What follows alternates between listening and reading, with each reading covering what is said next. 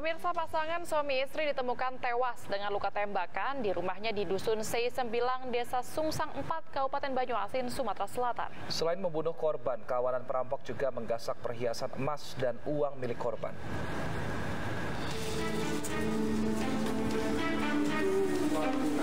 Warga Dusun C9, Sungsang, Kabupaten Banyuasin, Sumatera Selatan digegerkan dengan penemuan jenazah suami istri dengan luka tembak di tubuhnya. Diduga korban merupakan korban perampokan di rumahnya. Jasad pertama kali ditemukan oleh keluarga saat bertamu ke rumah korban. Korban yakni Somad 40 tahun tewas dengan luka tembak dan ditemukan sekitar 50 meter dari rumahnya.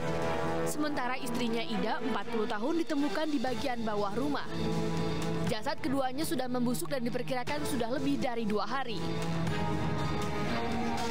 Polisi langsung menggelar olah TKP di rumah korban yang jauh dari pemukiman warga. Tim Subdit Jatanras Polda Sumatera Selatan berhasil menangkap 1 dari 3 pelaku, yakni S, 60 tahun, warga Muara Merang, Kabupaten Musi Banyuasin. Pelaku merupakan mantan pekerja atau buruh harian di tempat pengolahan kayu milik korban. Pelaku yang juga menaruh dendam pada korban bersama rekannya mengambil barang berharga milik korban. Untuk menghilangkan jejak, pelaku juga sengaja membuang sepeda motor milik korban ke dalam sungai. Polisi telah mengamankan barang bukti yakni perhiasan dan ponsel milik korban, serta 1 selongsong peluru di lokasi kejadian. Pekerja dari korban atau buruh lah, ikut bekerja dengan korban. Pernah suatu saat cerita dari pelaku, tersangka ini pernah dimarahi oleh istri atau dari korban. Kemudian timbullah niat untuk membunuh dari para pelaku. Hingga kini polisi masih mengejar 2 rekan pelaku yakni A dan K. Pelaku terancam dijerat dengan pasal berlapis yakni pembunuhan berencana dan pencurian dengan kekerasan dengan ancaman hukuman 20 tahun penjara. Dari Palembang, Sumatera Selatan, Firdaus, iNews melaporkan.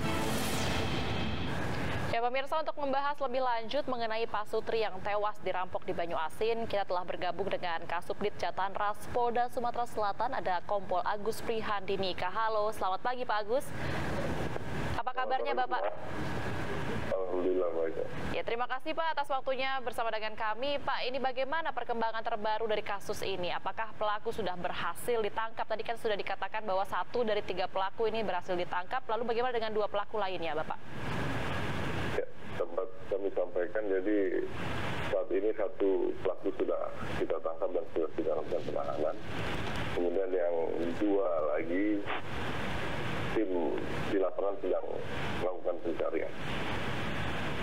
Baik, kalau untuk 1 pelaku ini kan adalah orang yang pernah bekerja bersama dengan korban. Apakah keduanya yang lain juga profesinya sama Pak? Pernah bekerja juga bersama korban? Ya, sama. Jadi ketiganya itu pernah bekerja dengan korban. Oke Pak, lalu hingga saat ini siapa saja saksi-saksi yang sudah diperiksa? Saat ini sudah dimintai keterangan sekitar ada 8 orang saksi. Salah satunya yang pertama kali menemukan korban pertama kali di tanggal 3 Juni. Jadi korban ini ditemukan untuk yang laki-laki ditemukan di kebun, kemudian yang perempuan ditemukan di bawah rumah korban. Dari hasil olah TKP ditemukan luka-luka di tubuh korban, antara lain ada luka tembak. Kemudian kita melakukan penyelidikan, dari hasil penyelidikan mengarah kepada pelaku yang atas nama Samsudin. Dari pelaku tersebut kita kembangkan, ada beberapa barang bukti kita amankan. Salah satunya motor milik korban yang sudah dibuang ke sungai. Kemudian ada handphone yang pada saat itu sedang digunakan oleh pelaku milik korban. Kemudian ada juga perhiasan emas milik korban yang disembunyikan di belakang rumah pelaku. Jadi dari hasil pemeriksaan untuk motifnya yaitu para pelaku ini atau tersangka ini sakit hati lantaran korban sering memarahi pelaku Jadi sehingga timbullah niat dari pelaku untuk menghabisi korban. Setelah korban dibunuh, dilihat di rumah korban itu ada beberapa barang berharga, sehingga selain membunuh, korban juga mengambil barang-barang berharga milik. Ulangi, pelaku mengambil barang-barang berharga milik korban. Baik, ini kan ada luka tembakan yang ditemukan di tubuh korban ini. Apakah dari keterangan satu tersangka sudah diketahui, Pak, dari mana dapat senjatanya ini, Pak? Ya, jadi dari hasil pemeriksaan tersangka yang sudah kita amankan, senjata tersebut dibawa oleh pelaku inisial A yang saat ini sedang kita kejar. Dan setelah kejadian juga senjata tersebut yang membawa juga orang tersebut yang saat ini sedang kita cari.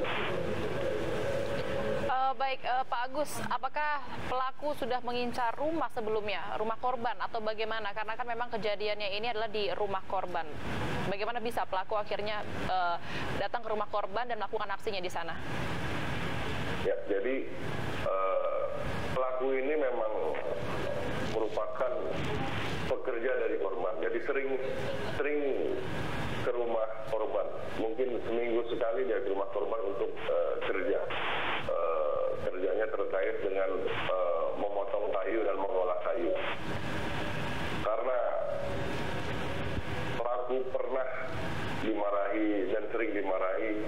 Kemudian yang terakhir, dari hasil pemeriksaan, pelaku terakhir ingin meminjam uang tetapi tidak dikasih oleh korban. Kemudian setelah itulah timbul niat para pelaku untuk menghabisi korban. Jadi memang sudah direncanakan untuk datang ke rumah korban, karena memang yang pertama kali dihabisin adalah yang laki-laki. Itu TKP-nya kurang lebih berjarak 50-100 meter dari rumah korban. Itu di kebun. Setelah dibunuh yang laki-laki, kemudian kembali ke rumah korban, disitulah dibunuh yang istri yang perempuan. Dari perbuatan atau dari keterangan pelaku, perbuatan tidak menyenangkan seperti apa yang dilakukan korban sehingga mungkin ketiga pelaku ini merasa sangat dendam dan bahkan berniat membunuh korban, Pak Agus?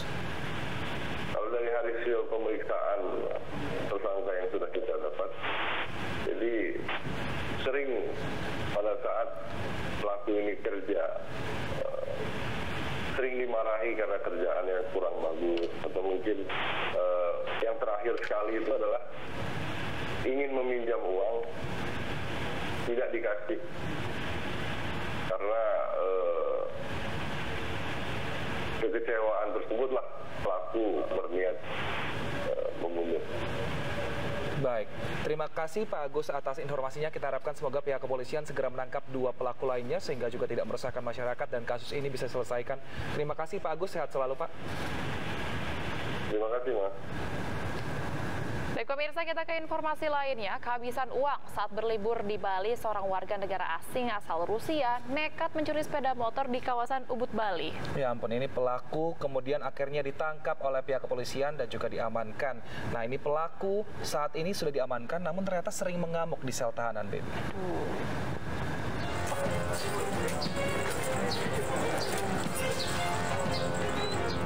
Georgi Razin, warga negara asing asal Rusia, ditangkap oleh petugas kepolisian dari Polres Gianyar. Wisatawan ini ditangkap oleh polisi karena kedapatan mencuri sebuah sepeda motor di sebuah villa kawasan Ubud, Gianyar, Bali. Pelaku nekat mencuri sepeda motor yang sedang terparkir karena kehabisan uang untuk berlibur di Bali. Kejadian penangkapan WNA ini berawal dari laporan warga yang sudah berhasil mengamankan seorang WNA yang mencuri sepeda motor di sebuah villa kawasan Ubud beberapa waktu lalu. Pelaku diketahui meloncati pagar besi pembatas villa, mengambil sebuah sepeda motor yang kuncinya masih berada di motor tersebut. Beruntung, aksi pelaku keburu ketahuan oleh security villa dan kemudian diamankan untuk diserahkan ke polisi. Sepeda motor, di motor itu masih tergantung kunci. Karena melihat hal tersebut, niatnya ingin memiliki, ingin menguasai kendaraan tersebut. Akhirnya diambillah kendaraan itu, dibawa keluar. Pada bawa keluar itu, karena masih ada rantai yang memagari, tidak bisa. Pada pada saat mau membuka rantainya tersebut dipergoki oleh security yang berjaga di villa tersebut. Saat ini polisi sudah berkoordinasi dengan pihak imigrasi untuk mendeportasi tersangka ke negara asalnya. Dari Gianyar, Bali, Ketut Catur Kusumaningrat, iNews melaporkan. Informasi lainnya, pemirsa, polisi menangkap DJ Joyce dan 3 rekannya karena kasus kepemilikan narkoba. Nah, saat ini mereka sudah diamankan dan juga dinaikkan statusnya sebagai tersangka.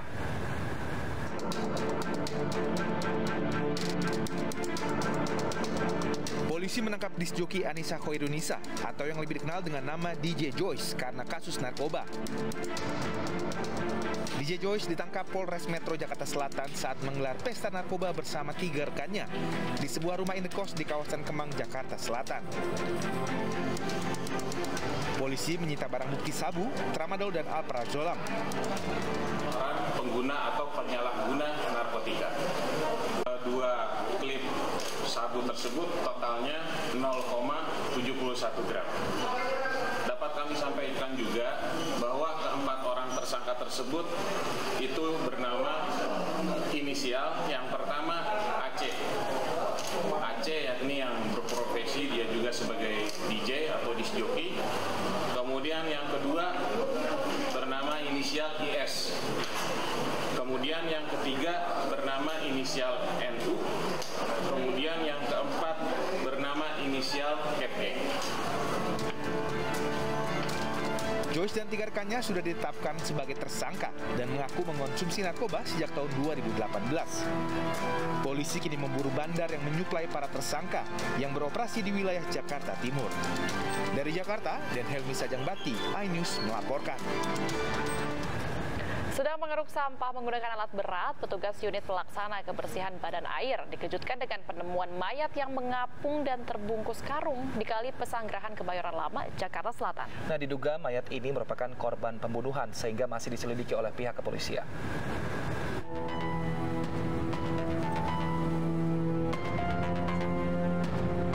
Mayat laki-laki tanpa identitas yang berada di dalam karung ini ditemukan petugas unit pelaksana badan air di Kali Pesanggerahan, Pondok Pinang, Kebayoran Lama, Jakarta Selatan.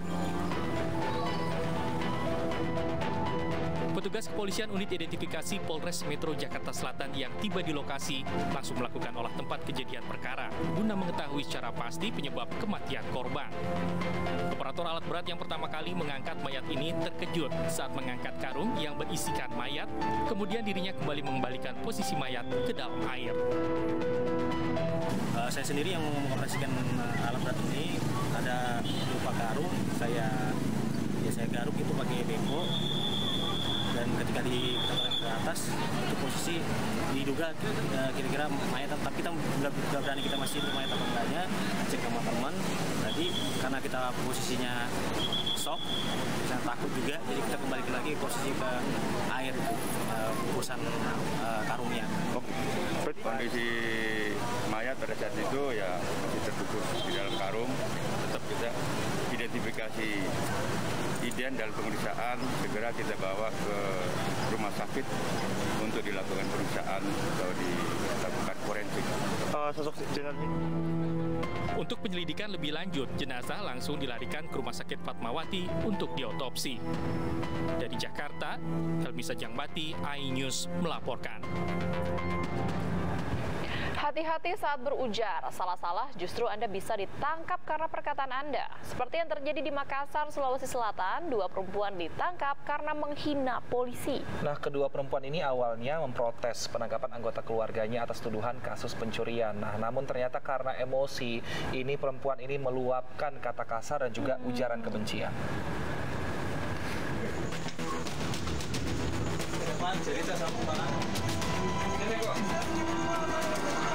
Petugas kepolisian Opsnal Polsek Makassar menjemput 2 perempuan yang harus mempertanggungjawabkan tindakannya di sekitar kawasan Santaria, Makassar, Sulawesi Selatan. Kedua perempuan yang diketahui memiliki hubungan darah sebagai tante dan keponakan ini langsung dibawa ke Mapolsek Makassar untuk penyelidikan atas kasus ujaran kebencian. Ibda Musalam, Kepala SPKT Polsek Makassar mengungkapkan provokasi ujaran kebencian terhadap kepolisian bermula saat anggota keluarga kedua perempuan ini ditangkap ditangkap karena kasus pencurian. Tidak terima dengan tuduhan tersebut, kedua perempuan ini kemudian memprovokasi warga di sekitar Mapolsek Makassar. Pihak keluarga daripada tersangka yang diamankan ini mendatangi kantor Polsek, kemudian merasa tidak menerima. Jadi si perempuan ini sambil berteriak-teriak mengundang perhatian warga dan memprovokasi warga dengan mengeluarkan kata-kata yang tidak pantas, yang sifatnya menghina dan mengujar kebencian. Saat ini kedua perempuan ini dikenai pasal ujaran kebencian untuk mempertanggungjawabkan perbuatannya. Dari Makassar, Leo Muhammad Nur, iNews melaporkan. Pemirsa, Bang Ano akan hadir di segmen berikutnya. Tetaplah di Lapor Polisi. Anda lapor, kami sampaikan.